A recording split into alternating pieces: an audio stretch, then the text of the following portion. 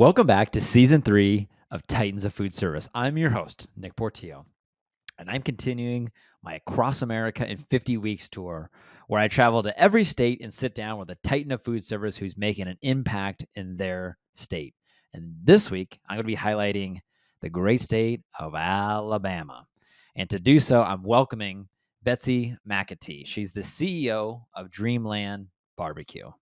So, Dreamland's story, it's truly nothing short of legendary. You're going to hear it in our conversation. We're going to talk about everything Dreamland and barbecue in Alabama and what makes barbecue special in that state and in that region. Dreamland, it all began in 1958 when John Big Daddy Bishop, he followed his dream and a message from God to open a restaurant in Tuscaloosa, Alabama. What started with burgers and postage stamps quickly became known for its iconic hickory-fired ribs, white bread, and signature vinegar-based barbecue sauce. Now, more than 60 years later, since first opening, Dreamland Barbecue has grown to 10 locations, plus a booming e-commerce business, while continuing to carry Big Daddy's legacy forward. In today's episode, Betsy and I dive into the history of Dreamland Barbecue, how they're maintaining their timeless techniques, the importance of barbecue in Alabama's culture. And we're also going to explore the intersection of football and food in Alabama, where both they serve as pillars of their community. So stay tuned for a rich discussion about tradition, about growth, and the future of one of Alabama's most beloved barbecue institutions. Now, when I'm doing these Across America in 50 Weeks tour, where I'm giving a little background on the state as well. So before I jump into the conversation with Betsy, I want to give a little background, and we're going to talk a lot in the episode too about Alabama, especially around barbecue, but want to give a little bit more background. So Alabama, it's known for its Southern cuisine, its food scene. It has a wide variety of restaurants, from beloved barbecue joints such as Dreamland to fine dining establishments as well. The state is famous for its smoked meats, its catfish, and of course, its love for college football tailgates. And I've been to some Southern tailgates before, but I know Alabama, it's known for featuring plates piled high with local favorites. You have your whole local community there, your family, your friends. It's a really cool environment. So without further ado, I want to go ahead and welcome Betsy to the show. Welcome to the Titans of Food Service podcast. I appreciate you taking time to come on and visit with me. Awesome. Thank you, Nick, for having me. This is such an honor. Yeah, of course, of course. So I have to start off with, it was a big week of college football. I don't know if you're a college football fan, Oh, yeah. but I know that the Georgia-Alabama game, Alabama, was up by a lot at halftime, and then Georgia, out of nowhere in the second half, made it I think they ended up taking the lead at one point Yes, they before did. Alabama eventually won it in the end, Mhm. which is just that was one of the best games that I've seen. It definitely this football season, but maybe in a while as well. Yes, it was a great game. It's always a great atmosphere for us. We are tied very heavily to sports and Alabama football in particular. And just to see the excitement with people coming into the restaurant, sometimes it's their first time in the restaurant. Sometimes Mhm. it's part of their game day experience, but just seeing the excitement and not only from Alabama fans, but Georgia fans too. Sure. We saw that in our restaurants in the Atlanta area, where you've got Georgia and Alabama fans sitting across from each other, sometimes at a mixed table, as we say, and just to be able to experience the game day experience within a Dreamland barbecue makes it so much fun. Is there a Dreamland Barbecue there in Tuscaloosa? There's actually two. There's one in Tuscaloosa. The original is in Tuscaloosa. And then there's one across the river from downtown in an area called Northport. And both of those restaurants see a tremendous surge in business on game day. And then we do a lot of tailgate caterings. And we do caterings there near the stadium where people tailgate, called the Quad. Oh, have you ever had Coach Saban there or Miss Terry come into one of those locations? Well, they've never come into the restaurant that we know of unless they were disguised, but we have done catering events at their home and at their office. And word on the street is they like our food. I love it. I love it. I've never been to an Alabama game. I've been to Ole Miss. I've been to 3 Ole Miss games. I went 3 years in a row, and then last year, some of my buddies from school and I went to Baton Rouge for an LSU game. Okay. So I've gotten to experience a little bit of some SEC football. Being born and raised here in Southern California, Orange County, I grew up a Trojans fan, USC, but the experience, I love the Trojans. They've had some great years and a lot of bad over the last decade, but the atmosphere and the experience in the South it's really hard to compete with that. Being at the Grove in Oxford, Mississippi, Mhm. or there in Baton Rouge, I'm sure Tuscaloosa or even Georgia and all those schools, it's just over the top. And I remember I when I just describe at least the Ole Miss experience, it's like it's a political event. There's people that have like pins for their local politicians that they want you to, think about and vote for. You've got your sororities and fraternities; they have all their pins and their gear. You have your parents, your grandparents are there. Like it's just a whole. It's like unbelievable. It's so cool. It's almost like a cradle to grave experience, as I like to say, because you've got everything from babies to grandmas, everything in Yep. between. At the tailgating, you've got pets, you've got chandeliers, you've got the spread of every imaginable food and drink. And when we call it a game day experience, it is an experience. It's not I'm going to go for an hour or two. I mean, it is a whole day. It And is. there's people that start 8 o'clock in the morning and go all the way to kick off that night. But it is a lot of fun. And to me, what makes it so fun is even if you're a visiting team and you come to the University of Alabama for a game, you're welcomed. We welcome everybody at tailgates, and we just want you to have fun when you're there. Now, we want to beat your team always, but Of we want course. you to have fun when you're there, and we want you to experience Southern food and culture too. Hmm. That's right. And you went to University of I Alabama. did. I did. I did. My wife, she watched this show. I think it was on Netflix around like the sorority recruitment. Oh, I yes. don't. I'm not sure what the name of the show was. I mean, I think it's more of a documentary and like how much that goes into it. And like I said, being to Ole Miss and LSU, like I could definitely attest to, uh, at least from like a peripheral view. Obviously, I was only there for a weekend each time, but of how serious and how big the Greek life is on campus. I was a Greek. I was a Phi Delt at a small private school here in Orange County, and much different experience seeing like the Phi Delts that were at Ole Miss. Hmm. They had this huge house, and they had been, I think they'd been a chapter for like, I don't know, 100 years or something like that, and just a cool experience. But that's one thing I do know. My wife watched that documentary of the sorority life and how much goes into it to be a member there. Yes, and that was actually my sorority that was in that documentary. Oh, nice. Yeah. So it was really like, whoa, it was not like that when I was there. It's way bigger and bolder now, but it was a Yeah. good experience. I came from a small town, so it was a great way to meet people.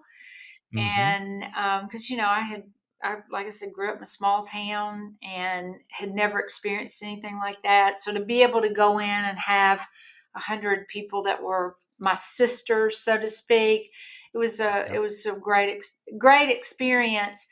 But I'm still very good friends with a lot of those girls today. There's probably about 20 that I'm super close with, and three of my best friends I was in sorority with at the University of Alabama. That's one thing about Greek life, from my experience. I played baseball at my college, and I was also in Greek life. And yeah, some my closest friends, guys who were in my wedding, came from that my time there in the fraternity. It's kind of a unique experience where you're going through something and you're experiencing something alongside other people simultaneously. And so like as you every year that you get older, you look back and those memory like you have memories. Like I have memories of riding my bike as a kid or playing basketball, shooting hoops outside. But like when you can share those memories with others, like it just carries it on forever, where you can think back and say, hey, remember that one time you did this, or remember when we went to the a football game or whatever may have happened. It's just cool that you to have that to build that camaraderie with people who went through similar experiences. Oh, absolutely, absolutely. And the fact that, we had a pretty cool experience with football and going to football games and basketball games. So a lot of fun times. It was a good period of my life. Totally. So Dreamland, it started in Tuscaloosa, or where was the first location? So the first location opened in 1958 in Tuscaloosa, Alabama. So it's the one we call the original. Yep. And it was opened by a man who's also in our logo. His name was John Big Daddy Bishop, and he was a larger guy. And he started as a neighborhood cafe near his home. And he had hamburgers, hot dogs, postage stamps, candy, ribs. And what he saw was that he would sell out of ribs, but he would have all these other hamburgers and hot dogs left over. So, in the true entrepreneurial spirit, he said, I'm just going to be ribs.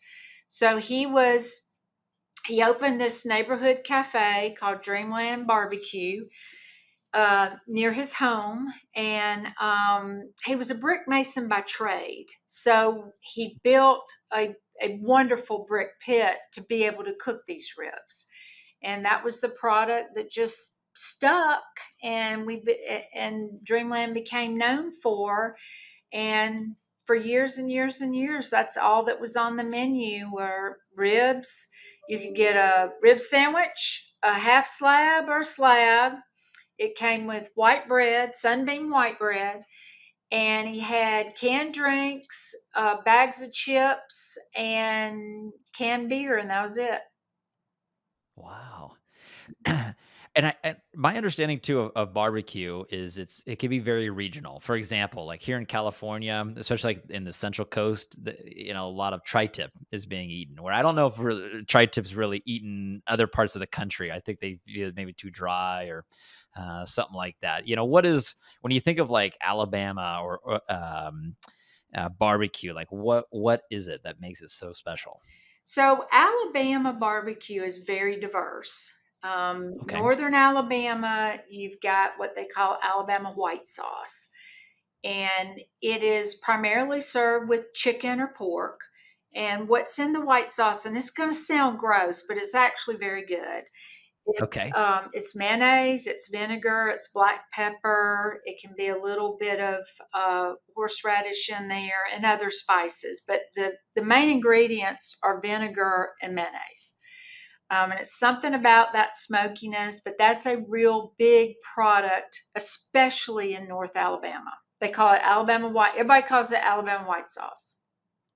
I've never heard of that before. Yeah. So then in other parts of Alabama, you've got more of a sweet sauce. Not Kansas City sweet, nothing against Kansas City, but that is very, very sweet. But what we have more in Alabama is a combination of the sweet and a little bit of the tomato based. Now, at Dreamland, our sauce is vinegar based, also has the tomato base, but we have a little bit of back heat. We're not sweet at all. So our sauce is very, very different than what you see a lot of the barbecue sauces in Alabama. Now we do have our version of a white sauce called Twang, um, but it's not what we sell a lot of. Our primary sauce is our just our signature barbecue sauce. Interesting. It's making me hungry. I've never heard of the white sauce before. I definitely want to try your twang. Next time every year my friends and I, we've done Ole Miss and LSU. Like we're always thinking like, what's the next SEC school? I think Alabama's definitely got to be on the list there Oh, at some got to be point, there. and I'd love to Got come to, by and yeah. and try. Absolutely, You know. absolutely. The other thing about Alabama that's very unique is we are primarily pork. Um, Okay. Whereas Texas, you've got the beef. We're primarily pork in this market. We've got some places that you can get a brisket, but we're primarily pork and chicken. And what makes us unique at Dreamland is we still cook everything over an open pit. Um, we don't have smokers. We everything that we serve in that restaurant comes off of a pit. Um, you know, with and we use either hickory or white oak wood. So it's all wood fired pit cooking. And how many locations do you have? There's 10 total. Of the 10, are you doing the cooking there on site, or you have like a central commissary? How does that work? Every location cooks their own food, their own products. They all have a pit. Mm. We do have a USDA manufacturing facility in Birmingham, and we cook product there, and that product is vacuum sealed and shipped out on dry ice all over the country. And it's part of our e-commerce. Oh, okay. I've seen that across other barbecue brands. Mhm. Yeah, they'll cook it in within their own pits, at like a commissary or some sort of manufacturing facility, and Right. then freeze it. Yeah, put it in in some sort of seal, some sort of vacuum pack seal, Mhm. and then send it out. Whether it's in traditional distribution or whatever that may be. I guess in your case, e-commerce as well. It goes direct to consumer. When you look at like your day to day, leading the company, what does that look like for you? That is an interesting question, Nick, because there's I had this conversation with somebody on Sunday at a fundraiser. I'm like, there's some days I don't do anything that has to do with making, moving, or selling barbecue. And then there's other days I am straight in the middle of it, right? But my everyday, what I focus on is making sure that we are serving not only the guests, the product that they come to recognize as a Dreamland product, but that we're taking care of our internal guests, which are our employees. Yeah, I'm sure. Which is a very big undertaking. How did you even find Dreamland? Like, how did you even get into this business? So, a little bit by accident, my father was a dentist by trade, and he was actually good friends with Mr. Bishop. And Mm. for years, he would go down and have conversations with Mr. Bishop. And one day he said to Mr. Bishop, "Wouldn't you like for people to be able to eat your ribs after you're gone one day?" And he said, "I never really thought about it." And so from there, they struck up a conversation. And by this point, Mr. Bishop was getting older in age. He was having some health issues. So my dad and his daughter Jeanette became very good friends. And next thing you know, my dad is opening a Dreamland Barbecue restaurant in Birmingham, Alabama. Um, and here you've got somebody that was a dentist, knew nothing about the restaurant industry, nothing about the restaurant business, but he had a passion for a high quality product and taking care of the guest. And it clicked. It just clicked. And then I joined the company about 20 plus years ago. My background was Frito Lay. I worked for Frito Yeah. Lay and I did all the fun, sexy stuff like deliver potato chips on a Frito-Lay truck all over North Central Florida. And I had the opportunity to be transferred to Birmingham with Frito Lay, and had a great career there. But just saw a Mhm. need where I could come help my dad and help him grow the brand. And we did just that. He retired many years ago, and he passed away probably about 8 or 9 years ago.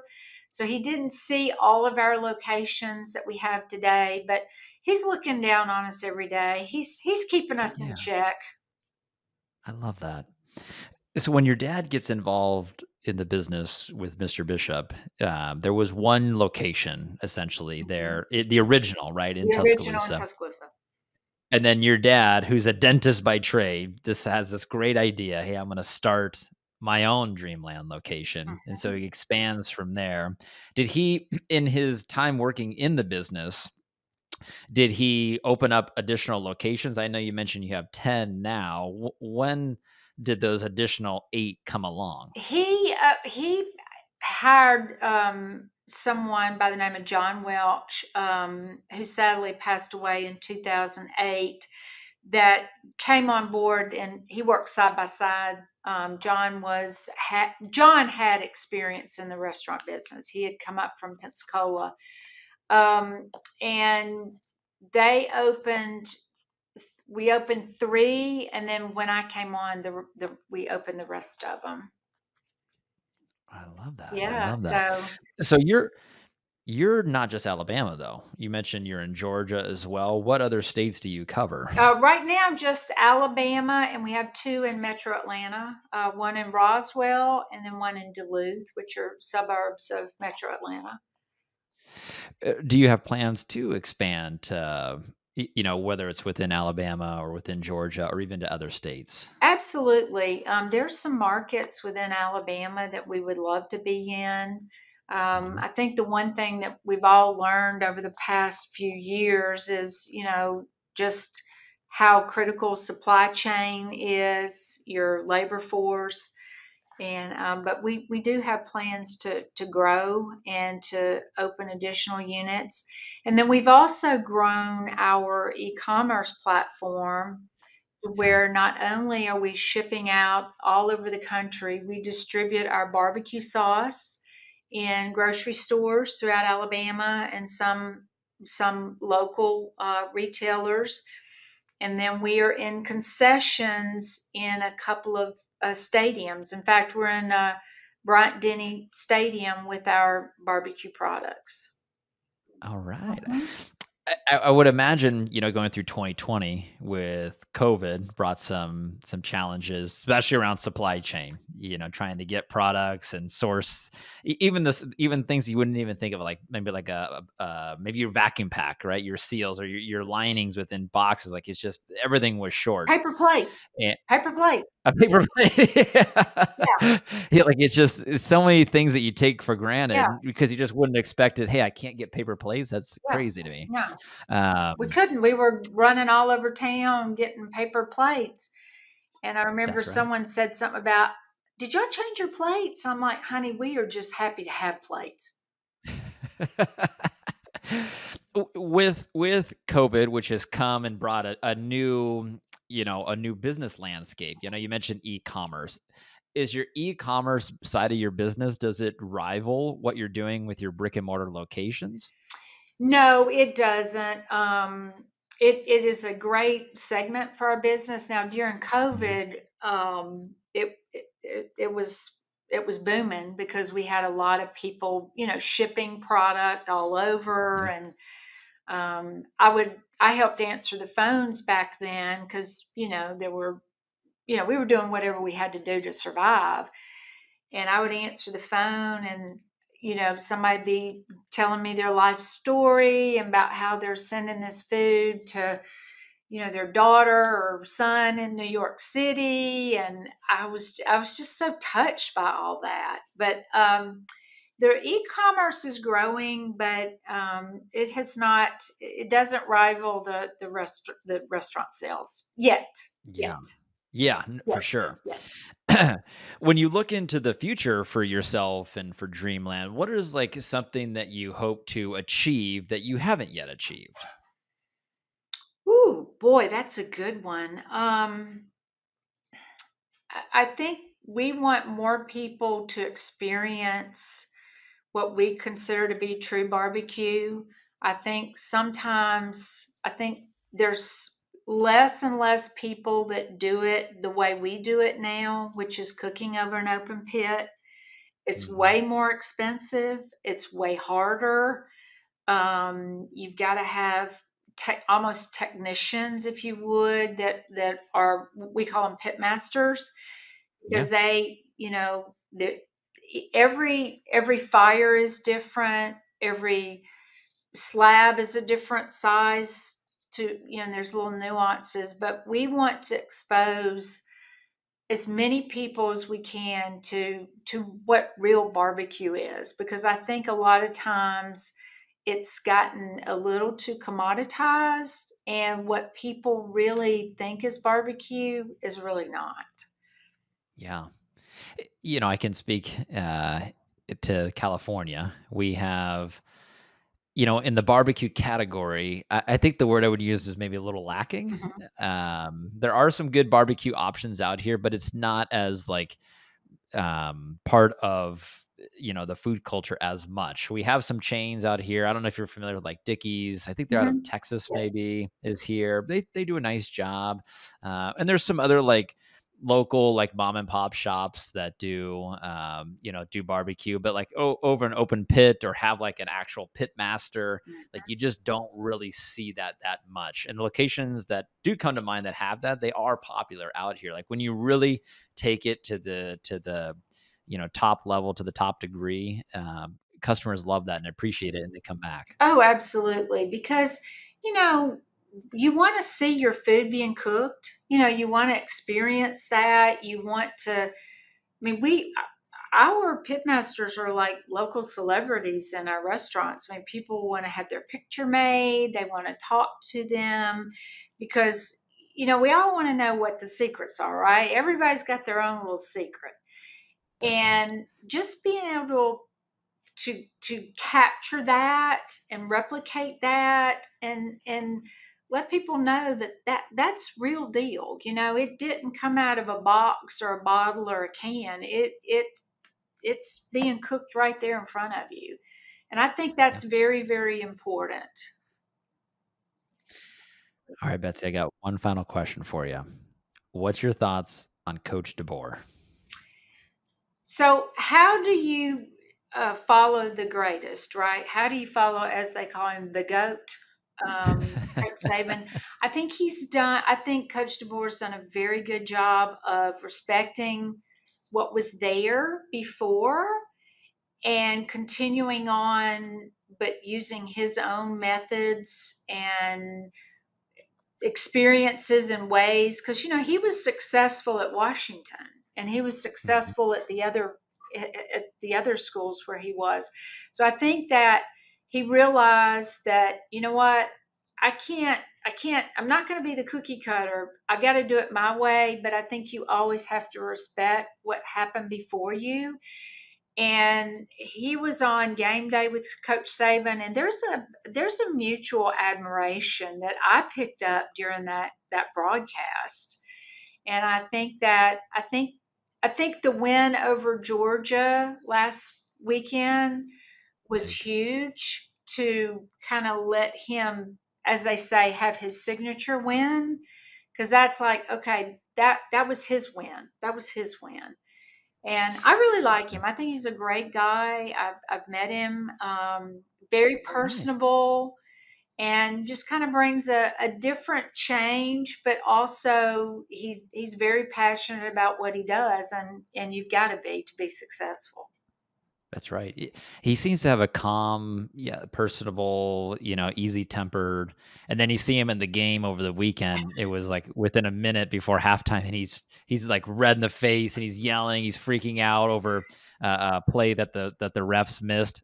which he should have been. They should have been able to kick a field goal. I mean, if you look at the end of the game, that one play that could have been the difference in the game. Yes. Thankfully they came out in the end still winning, but Mhm. I mean, at the end it got very close, and that one field goal could have been the It difference. could have been the difference. You're absolutely right. Every play counts, just like every yard counts, just That's like in right. our business, every guest counts. It all matters, and it adds up to be big things.